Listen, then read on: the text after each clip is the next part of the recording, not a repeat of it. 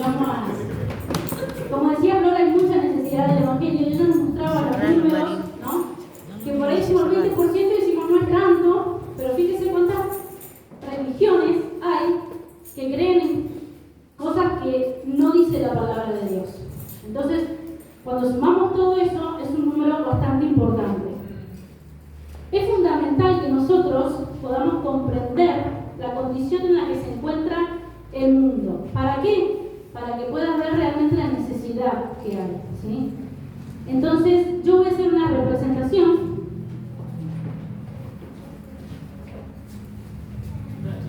Voy a hacer... Acá me falló una de las ayudantes, pero bueno, ya la reemplazamos. Vamos a hacer una representación, ¿sí? Para que usted, del origen del pecado en la raza humana, ¿sí? Tenemos a Dios, por un lado, y tenemos al hombre, ¿sí? Y en el principio, ¿cómo estaban? Así, juntitos. Cuando yo digo hombre, no me estoy refiriendo al hombre en el sexo masculino, sino que a la raza, ¿sí? Estaba Dios y el hombre, y estaban juntos. El hombre no tenía necesidad de absolutamente nada. Esto seguramente usted ya lo escuchó y usted ya lo sabe, pero es bueno repasarlo y que lo podamos entender. El hombre no necesitaba nada, tenía todo junto a Dios. Dios ama al hombre. Pero ¿cómo sabía Dios que ese primer hombre lo amaba? Dios le dio la oportunidad al hombre de que le pudiera mostrar su amor, ¿sí? A través de un acto de obediencia. ¿Y qué hizo el hombre? ¡Tarán! Se le tiempo. ¿Qué hizo el hombre? A ver si usted me puede contestar. Pecado. El hombre desobedeció. Dios le dijo una sola cosa, se lo sabe, ¿verdad? En el principio, estamos en el principio. Dios le dio una sola cosa que tenía que hacer y el hombre desobedeció. Ahí fue cuando ingresó el pecado en la raza humana, por un acto de desobediencia, ¿sí? ¿Cómo quedó Dios, el hombre de Dios? Separado, ¿sí? Y separado de Dios, ¿qué dice la palabra de Dios? Nada podemos hacer. Esa es la condición, muchas gracias chicas. Esa es la condición en la que se encuentra el hombre. El hombre está separado de Dios, ¿sí? Y yo decía que es necesario que nosotros podamos entender esto para realmente ver la necesidad, cuál es la necesidad de predicar el Evangelio. Este pecado trajo consecuencias, ¿sí? Una naturaleza pecaminosa. No heredamos el pecado de Adán, pero sí heredamos la tendencia a pecar, ¿sí? Nadie nos obliga a pecar, nadie nos dice hacelo, hasta que es que tuve que ceder, es que al final, nadie nos obliga a pecar. Adán nadie lo obligó, él solo fue y desobedeció a Dios, ¿verdad? Lo mismo con nosotros, es algo que tenemos adentro que nos atrae al pecado. Y esa es la naturaleza pecaminosa que nosotros tenemos. Algo con lo que nacemos. Vamos a leer el Salmo 51. Salmo capítulo 51 en el verso 5. Yo voy a recitar varios versículos bíblicos. Usted si quiere los puede anotar. Y hay algunos que sí los vamos a leer. Pero para que usted tenga ahí para anotar. Salmo 51, 5 dice, ¿lo tienen todos? Amén. He aquí, en maldad he sido formado, y en pecado me concibió mi madre. Amén. Nosotros nacemos con esa naturaleza pecaminosa. Otra de las consecuencias, la muerte física y espiritual, ¿sí? El hombre fue creado con la capacidad de ser inmortal. ¿Pero qué tenía que hacer? Obedecer, exactamente, no pecar. Tenía que obedecer. Y Dios en Génesis capítulo 2, versículo 17 dice, el día, ¿cómo sigue? Que de él comieren, ciertamente morirán. Y si bien Adán no murió inmediatamente cuando comió el fruto, sí murió espiritualmente, ¿sí? Porque como hacía la representación de las chicas, cuando el pecado ingresó, el hombre quedó separado de Dios y tuvo que sufrir las consecuencias. perdió esa comunión que tenía con Dios, perdió eso, estar juntito con Dios, perdió el poder hablar con Dios, perdió un montón de cosas que tenía, porque yo dije que no necesitaba nada el hombre, porque cuando estamos con Dios no necesitamos nada, Él suple todas nuestras necesidades. Y Efesios capítulo 2, ese también lo vamos a leer, busca allí en su Biblia en el Nuevo Testamento, Efesios capítulo 2.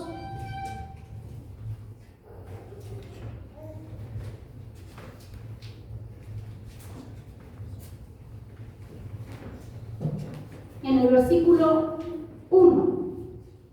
¿Lo encontró? Amén. Amén. La Nueva Traducción Viviente dice: antes ustedes estaban muertos a causa de su desobediencia y sus muchos pecados. Esa es la condición de la que habla. Esa es la muerte espiritual de la que estamos hablando, ¿sí? Adán perdió todo eso, perdió esa comunión con Dios, incluyendo la pérdida de paz, ¿sí? O sea, perdió la paz también, ¿sí? Y todo lo que él tenía cerca de Dios. Y no solamente somos pecadores por naturaleza, sujetos a la muerte, sujetos a la muerte a causa de la desobediencia,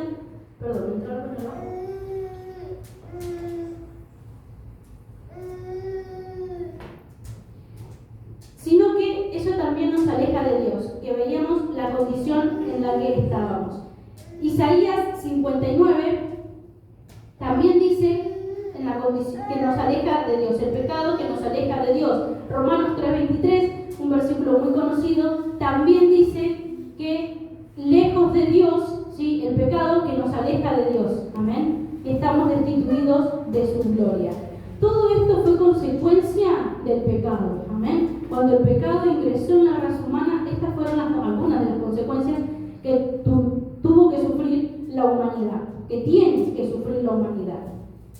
Y vamos a leer Efesios, ahí mismo donde estábamos,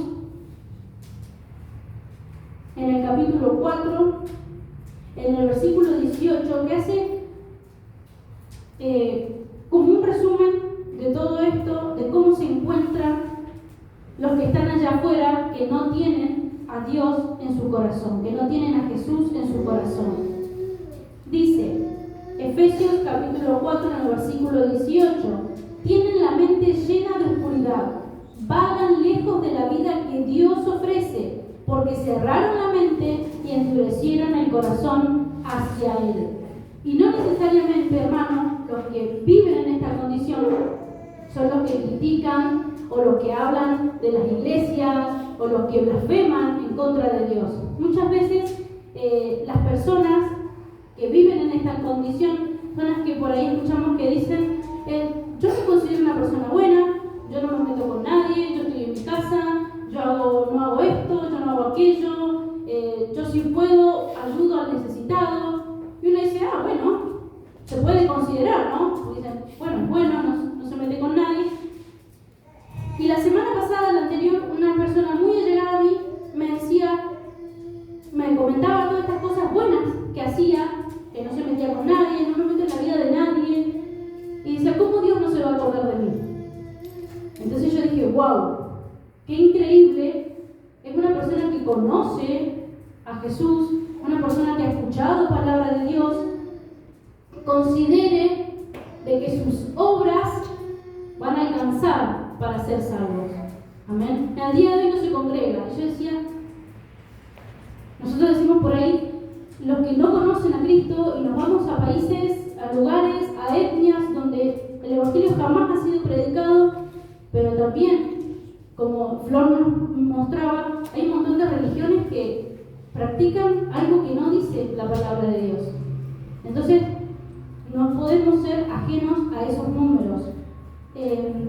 Muchas de esas personas que les mencionaba, quizás se congregan, o la mayoría no se congrega, y tienen esta respuesta, ¿no? Cuando uno le va a predicar, uno predica: no, a mí no, ya como que estoy grande, como que ya pasó para ellos el tiempo de predicar, de venir y servir en la iglesia, o de venir y de congregarse, eso es como para los jóvenes.